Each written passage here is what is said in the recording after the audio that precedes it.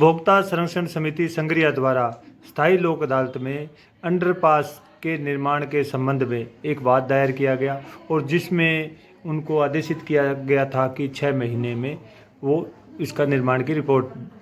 करें। आज उसकी तारीख थी और उस तारीख में क्या हुआ विशेष वो बताइए। विनोद जी, मैं आपके माध्यम से संग्रिया और हमारे क्षेत्र के जो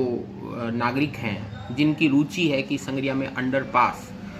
जो बिश्नोई मंदिर के आसपास चिन्हित है वो बने, उसके संबंध में यह जानकारी देना चाहता हूं कि जैसा आप लोगों को विदित ही है कि उपभोक्ता संरक्षण समिति संग्रिया ने स्थायी लोक अदालत हनुमानगढ़ में एक परिवाद दायर किया था और उस परिवाद में यह मांग की थी कि 2013 में जो RUB स्वीकृत हुआ और वो किन्हीं कारणों से निर्माण उसका नहीं किया जा सका, उस जगह पर निर्माण होना चाहिए। स्थायी लोक अदालत ने आज से लगभग 1 वर्ष 16 जून 2022 को एक आदेश पारित कर नगरपालिका संग्रिया को और राज्य सरकार को ये आदेशित किया कि 6 माह की अवधि के अंदर वो संग्रिया में उस स्थान पर जो भी आवश्यक परिवर्तन है उनके साथ में RUB का निर्माण करे और रेलवे उसमें सहयोग प्रदान करे। 6 महीने की अवधि समाप्त होने के बाद उपभोक्ता संरक्षण समिति संग्रिया ने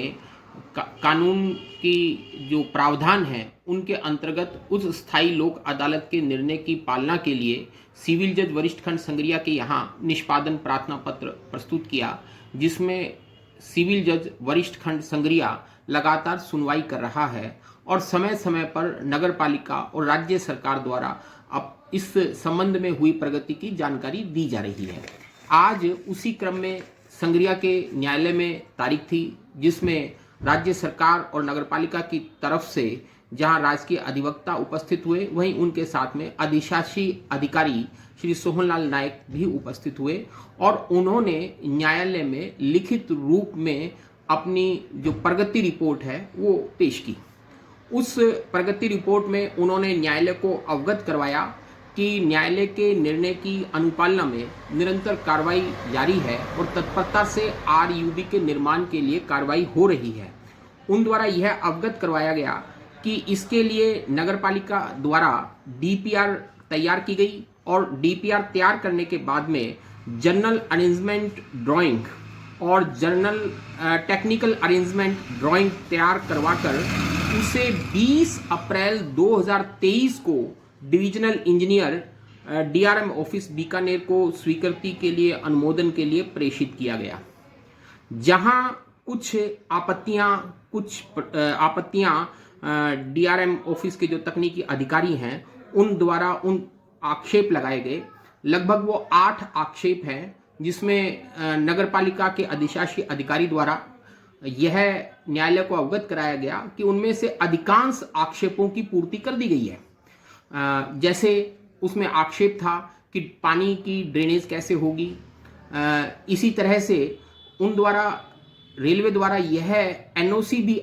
अपेक्षित रेलवे अंडरब्रिज बन जाएगा तो ग्रामोत्थान विद्यापीठ के पास जो फाटक है उसको यदि बंद किया जाता है तो राज्य सरकार को कोई आपत्ति नहीं होगी। तो अधिशासी अधिकारी द्वारा न्यायालय को अवगत कराया गया कि यह सब समस्त प्रक्रियाएं पूर्ण की जा रही हैं और लगभग अगले सप्ताह के अंदर इन प्रक्रियाओं को पूर्ण कर दिया जाएगा। समिति की तरफ से यह पक्ष रखा गया कि अभी तक टेंडर की प्रक्रिया जारी नहीं हुई है और यदि टेंडर की प्रक्रिया जारी होने में विलंब होता है और टेंडर के बाद में जो भी उसकी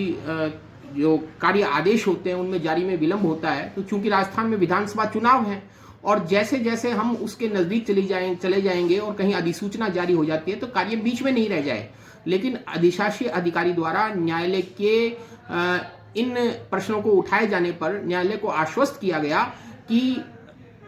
बहुत ही शीघ्र यह समस्त प्रक्रिया पूर्ण की जा रही है और उन्होंने लगभग कहा कि 40 दिन का समय लगेगा जिसमें वे टेंडर की प्रक्रिया भी कर देंगे क्योंकि उनको प्रशासनिक और वित्तीय स्वीकृति जारी हो चुकी है, धन नगरपालिका को प्राप्त हो चुका है और उसके बाद वो कार्य आदेश भी जारी कर देंगे। यह प्रक्रिया में जब उन्होंने 40 दिन का समय कहा तो न्यायालय ने 7 जुलाई 2023 की तारीख निश्चित की है और यह कहा है नगरपालिका को कि तब तक जो टेंडर की प्रक्रिया और कार्य आदेश की प्रक्रिया पूर्ण करने में न्यायालय को अवगत कराएं कि आपने कब तक पूर्ण कर ली है। तो ये 7 जुलाई को ही पता चलेगा कि जो कथन है अधिशासी अधिकारी का उसमें क्या वास्तविकता है या कितने वो खरे उतरे हैं।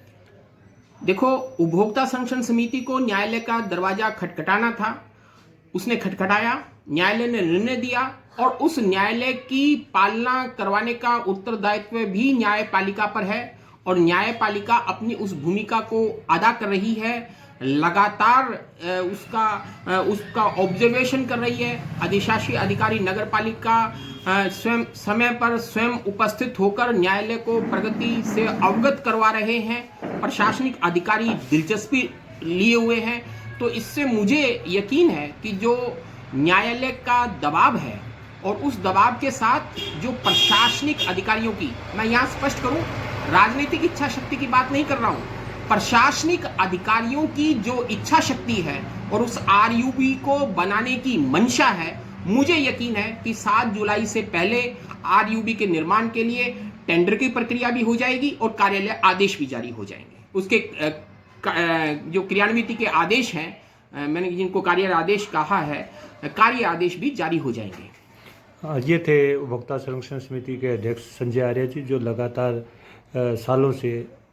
अंडरपास के लिए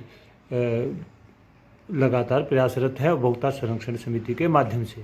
और अभी चुनावी वर्ष है और आचार संहिता लगने में भी ज़्यादा समय नहीं है, प्रक्रियाएं काफ़ी बाकी हैं और किस तरीके से ये राजनीतिक दाव पेच खेले जाएंगे, किस तरीके से टेंडर होंगे नहीं होंगे, जो चीज़ें हैं वो देखने वाली बात है। और ये समय ही बता पाएगा कि ये पूर्व की भांति अगली सरकार पे चला जाएगा और या इस सरकार के होते होते